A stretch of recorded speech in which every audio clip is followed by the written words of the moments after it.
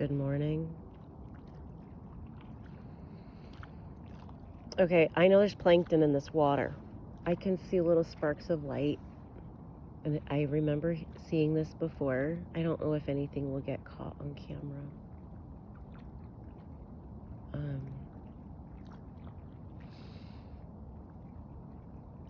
It started off with just these little, it can kind of hear it. I don't know, can you hear the waves of the splashes of those little fish that must be feeding on this underneath, reaching up for the plankton and then going back down? Can't really see it so much. There's more going on over there. See that water disturbance happening? It's little fish coming to the surface to feed.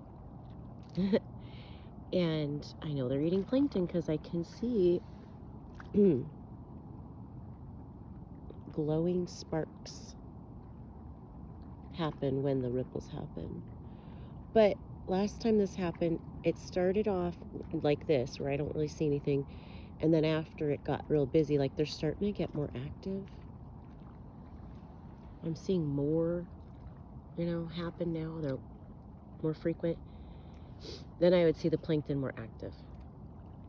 It was like the plankton were quiet at first, and then they started really glowing after like half an hour, 45 minutes of this. So maybe this is the wrong time to record. But maybe I'll just channel. I seem to have unlimited storage at this point. 144. By the way, the mailbox for the St. Francis Spiritual Center at Merrillhurst, the P.O. box says 144. So I gotta go talk to them soon. I don't know what they're gonna say, but Adrian's like, why don't you just, it won't hurt to walk in? Like, okay. And I joked, I was like, I hope they have a secret library. I hope they have a secret wall with books where you pull a book out and the whole wall turns around, and then there's a staircase that goes down to a mystery school. Why not? Why not? Or, I don't know, their website just says they provide a sanctuary for contemplation. Isn't that pretty? Look at that water. Oh my gosh, look at that. I love sparkles. That's my favorite firework, the one that just has all the little glittery, the yellow glittery sparks.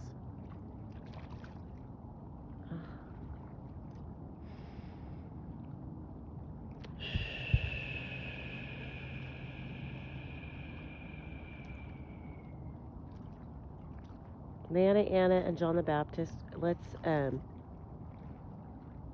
free flow. What is it you want to tell me on this beautiful morning? Dear Kelly, Anna speaking.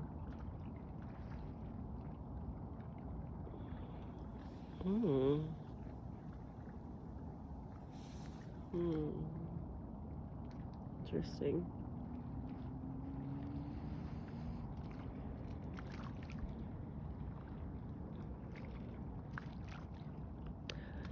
Contemplation offers a very rich experience of life, doesn't it, Kel? Enjoying nature requires slowing down and blocking out the rest of the world until you can adapt to the pace of nature. That's why spending time in the forest is an entrainment of your frequency, because it opens you up to the subtle realms that those who are still in alignment with their biological temple, where they are in finding sources of energy that are sustainable, because they are proper sources of energy for the biological system of the human. You're mammals. If you just contemplated the fact that you're a mammal, okay, Kelly has guinea pigs. We had two. One died. Then we only had one, and then I was broke, and I couldn't really afford a second one, right? Even though everyone's like, they should have a friend. And then my son was like, it's time, Mom. I'm sorry. I don't care how broke we are. We're getting another guinea pig to keep him company. He's lonely. I can't play with him all the time. The cage is small. He needs a friend. So the first minute that I had an extra $30, I was like, all right, here we go. No, it was not responsible. But I was like, okay. And we were like, we're looking for a boy, right? We just want a buddy. Well, we totally bought a boy. I kept the sign that they gave us.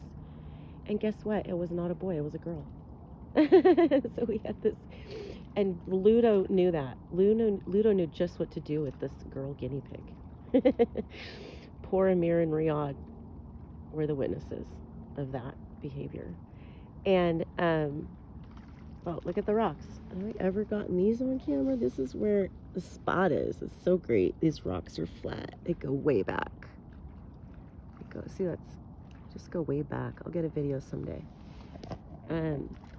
Okay, so we had a girl guinea pig on accident. And yes, she got pregnant. And just 2 days ago, she had a baby.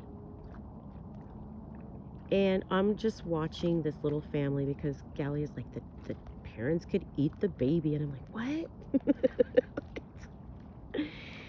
Oh gosh. Well, I can't separate her from her mom. She's got to breastfeed. So what's people coming up with this stuff? Is the dad going to eat the baby? And then I thought, you know, it's probably true if like there's 8 guinea pig babies and like one of them's a runt or one of them, you know, is not going to make it. Then they eat it because it's just extra that's not going to make it. So let's just take care of it before it gets ugly, you know? But she only had one baby, thank God. I was like, how am I going to deal with 5 baby guinea pigs? I was expecting them to be small little mice. Like, mice are tiny when they're born. This guinea pig was born like a 3-year-old guinea pig. Like a 3-year-old child in guinea pig size, you know? It was not, it had full hair. Its eyes were open. I think it even had teeth. I think it's supposed to be able to chew the day one. Guinea pig babies have teeth when they're born. So, but it's a mammal. So I was like, okay, guys, now we need it to breastfeed. So we got to encourage them to have time alone, you know, mom and baby. And everything has just gone so well. I've never taken my animals to a vet other than to get spayed. And they're very healthy. And I think it's just because we have so much Reiki in our house. We have so much chi emanating my kids and myself. We just keep the frequency high, and these animals are just like, yes, I can heal from that. Prana, thank you guys. They're great. I don't know what's happening.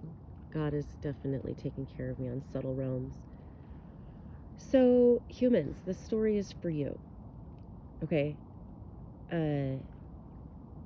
By the way, the dad is behaving very well. He's adjusting very well. But you're mammals, okay? And we don't want you to contemplate those hormones exactly. We want you to look at the patterns of logical relationship among mammals, okay? Mammals like to be together in tribes, in packs, you know, in herds. That's a natural state. Yes, there on occasion you've got your nomadic barbers or your isolated folks, your hermits, but those are going to be like your priestly caste. You know, those are the spiritual souls that are going to take up a small portion of the population during one lifetime, where they learn, their soul learns those sorts of frequencies.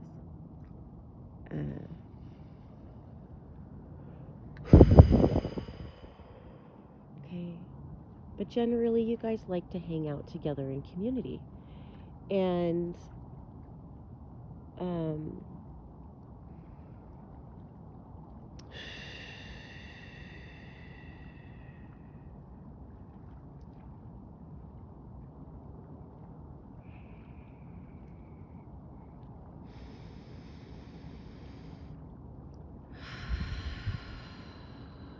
and our community was broken. I mean, let's look at history. As much as they've been manipulating the truth is also required to be presented as well. So the truth is out there. Okay. So, but let's contemplate history and let's observe yourself, observe your life, observe the people you know. Don't observe TV, those are scripts. What happens on television is a story someone invented, and they probably had an agenda. So that's for entertainment only. Okay, observe what you can with your own eyes of the people that live around you, of the world that is around you, of nature that's near you, that you can touch yourself firsthand. Okay. Firsthand experience is your best teacher. Kelly knows this because she mothered 5 kids, or is mothering 5 kids. And nothing will teach you about health like raising children. You know, you learn how to be a human by raising one. Because you learn firsthand your experience, and then the doctor will tell you his experience. And if he has a different experience than you, but he just tells you that's the way it is, well, that's not education, and that's not healing. To talk over a mother and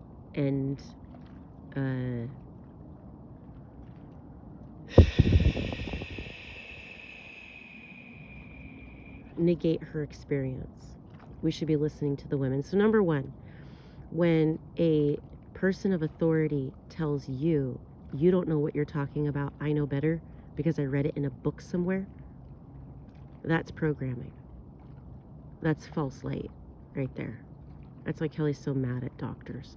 If she has a doctor that's humble, that says, oh, what's your experience? I'd like to hear it. And then they go, oh, I see where you're coming from, but have you considered this? Or what do you think about this? Or I still would have trouble with this. Like, if they engaged in a conversation with me where they respected my first-hand experience as a mother of 5, I guarantee he doesn't have the kind of experience I have. It's like nurses. You know, if they were given the freedom to actually use their own minds and make decisions on their own, they could evolve and train into a doctor. That's how training used to be, right? We used to be apprentices where you learned while you shadowed, and then you became the expert eventually. Why do we have these artificial categories that we're stuck with for the rest of our lives? Programming, okay? Limitation of your freedom. That's what that is. Because most people are going to evolve out of their station, and, you know,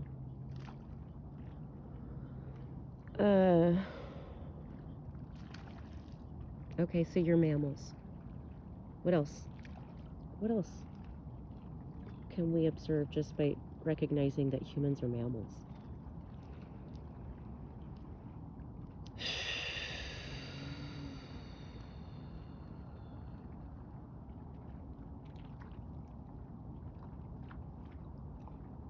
All diversity is available on the planet. Not only are you mammals, but you're multidimensional. You can shapeshift. You can become anything. And that ability is opening up right now. It's a fascinating time on planet Earth. We all want to watch it because it's like we seeded the planet with a diversity of life that is unparalleled in the universe. In the universe. And there are infinite galaxies. Okay. So we seeded the planet with crazy infinite life potential. And it's been suppressed. What's possible in the evolution of those species because of the parasitic extraterrestrials that have been dominating Earth, giving you the opportunity of separation from God so that you could learn how to choose oneness. The Earth, planet, school, prison lifestyle was to limit you so much that you finally fought back and chose to reunite with God. It's what's happening. And it's really fun to watch. We don't see it that happen that often. And we're excited. We want to shut down the limiting, the limiting. Okay, now, did you just come out of the water? Because where did you just come from? Is that a duck or a cormorant? The cormorants can go underwater for like 10 minutes. So I'm wondering if that's what that is. Right? Look at that. Oh, yeah.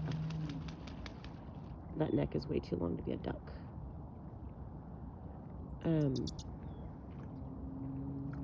So I don't know what's under the water, really.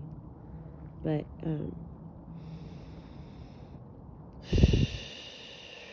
okay, so you've been limited to believe the stories that you're being told.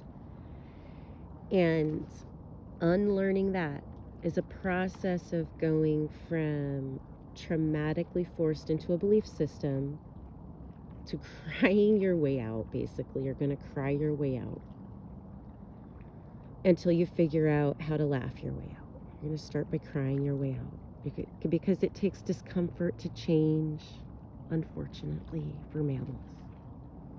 You guys don't like to change out of your inertia. Community's normal, right? Inertia just keeps you on the path that you've been going on for a long time, right?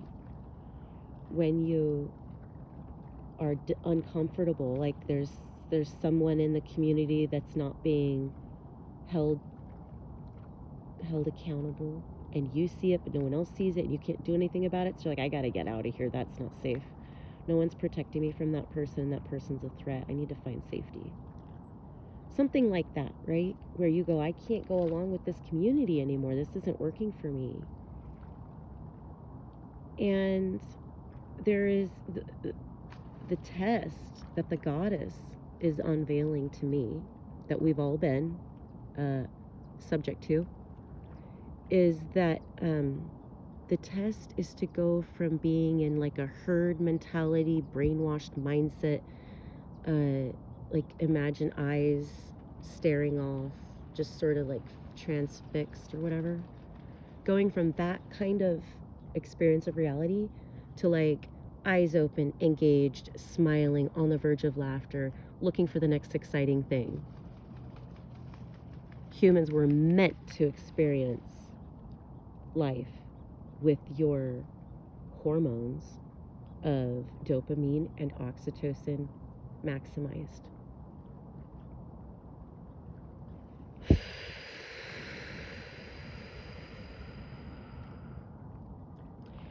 And it needs to begin with safety.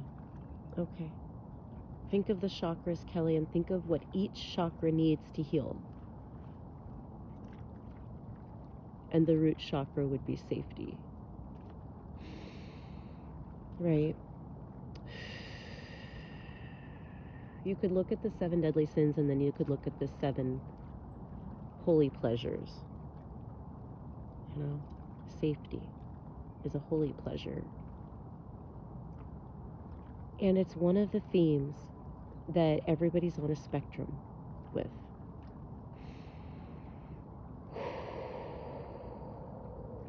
Because it's like when you chose to explore life without God being the authority, and you went into being an orphan in order to return. The earning of the returning to God is going through these 7 initiations that your chakras represent, that are going to lead to you anchoring the upper 3 chakras that have to do with intuition and the divine feminine, and the lower 3 chakras that have to do with anchoring into earth, the upper 3, and the divine masculine does that. And you have both within you, and when you merge and blend those,